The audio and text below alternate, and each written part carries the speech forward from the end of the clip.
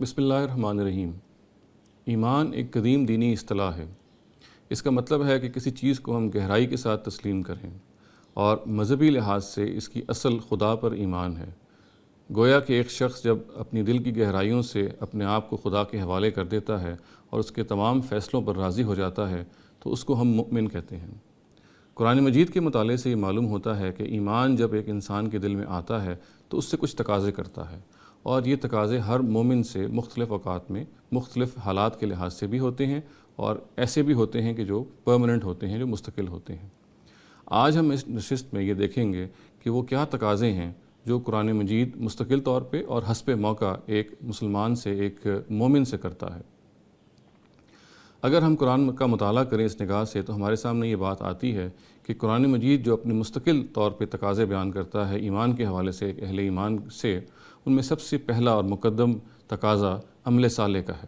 اس کا مطلب یہ ہے کہ ہمارے اعمال جو ہم سے صادر ہوں وہ کائنات کی اس مجموعی اسکیم جو حکمت پر مبنی ہے اس کے ساتھ ہم آہنگ ہوں، اور حقیقت میں ہم اچھا عمل کرتے ہیں کہ ہم سے ایک اچھا عمل صادر ہوتا ہے تو ہم اس چیز کی گواہی دیتے ہیں کہ وہ ایمان جو ہمارے اندر ہے، جس کا ہم محض دعویٰ کر رہے ہیں، ہم اس کو محض زبان سے ہی نہیں کہہ رہے بلکہ ہم اس پر عمل پذیر بھی ہیں۔ قرآن مجید ہمیں اس بات پر بھی توجہ دلاتا ہے کہ وہ عمل جو اللہ تعالیٰ کے ایمان کے بغیر کیے جائیں ان کی حیثیت اللہ کی نگاہ میں کچھ نہیں ہے۔ چنانچہ قرآن یہ کہتا ہے کہ والذین کفروا اعمالهم کسراب، وہ لوگ جنہوں نے کفر کیا یا جو کفر پہ جم گئے، جنہوں نے اللہ تعالیٰ کا جانتے بوجھتے انکار کیا، ان کے اعمال جو ہیں ان کی حیثیت اللہ تعالیٰ کے آگے ایک سراب کی سی ہے، گویا کہ وہ بالکل بے حقیقت ہے۔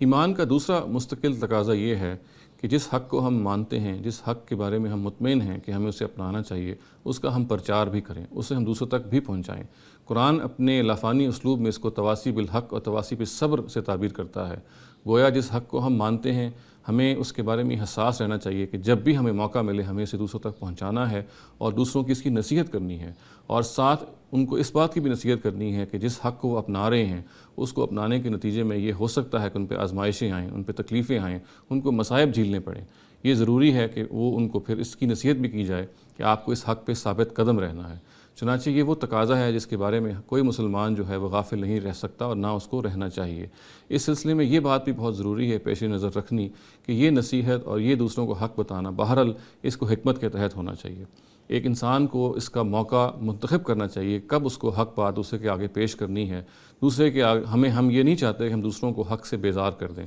ہم یہ نہیں چاہتے کہ حق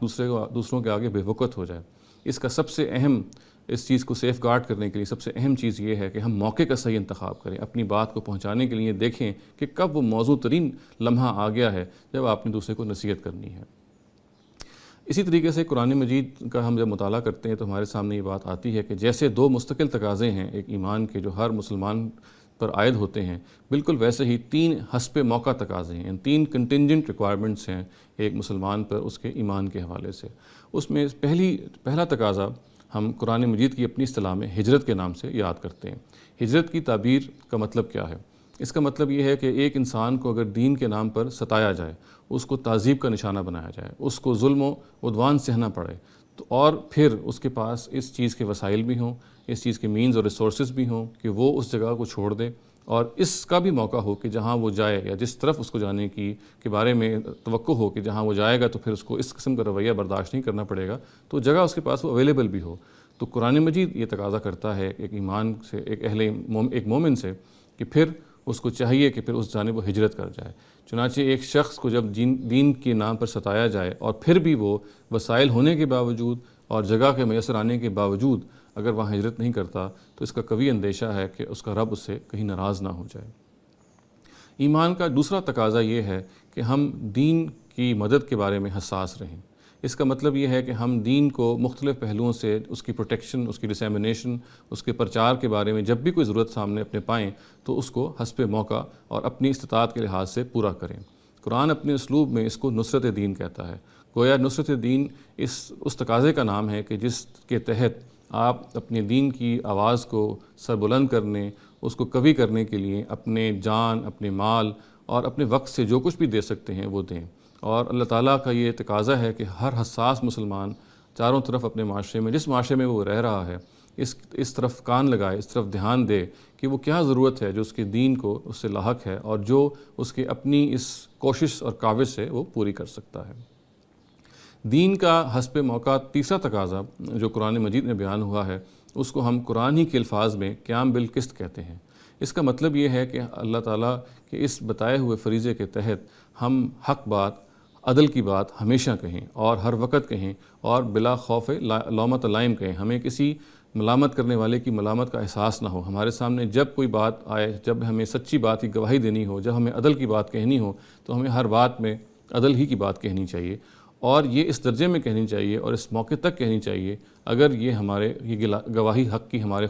خلاف پڑے، ہمارے اپنے والدین کے بھی خلاف پڑے، حتیٰ کہ ہمارے اپنے ملک کے بھی خلاف پڑے۔ اور بلکہ قرآن تو یہ کہتا ہے کہ آپ کو اپنے دشمنوں سے بھی عدل کرنا چاہیے، اور یہ کہتا ہے کہ کسی دشمن قوم کی دشمنی جو ہے آپ کو اس کے خلاف کسی تعدی پر نہ ابھارے، اور وہ یہ کہتا ہے کہ لا یجرمنکم شنآن قوم علی الا تعدلوا اعدلوا هو اقرب للتقوی، کہ کسی قوم کی دشمنی آپ کو اس سے عدل سے روگردانی پر نہ ابھارے، اس لیے کہ عدل جو ہے وہ تقوی کے قریب ہے۔ آخر میں ہم یہ کہہ سکتے ہیں کہ ایک صاحب ایمان، ایک بندہ مومن سے اس کے ایمان کے حوالے سے 5 تقاضے ہیں جو قرآن مجید اس پر عائد کرتا ہے۔ ان میں 2 تو مستقل تقاضے ہیں جن کو ہم عمل صالح اور تواصی بالحق اور تواصی بالصبر کے نام سے یاد کرتے ہیں، اور 3 وہ تقاضے ہیں جو حسب موقع اس پہ عائد ہوتے ہیں۔ ان 3 حسب موقع تقاضوں میں سے سب سے پہلا تقاضا اللہ تعالیٰ کی راہ میں ہجرت ہے، دوسرا اس کے دین کی تائید اور مدد ہے، اور تیسرا ہر حال میں عدل کی بات کہنا ہے۔ وآخر دعوانا ان الحمد للہ رب العالمین۔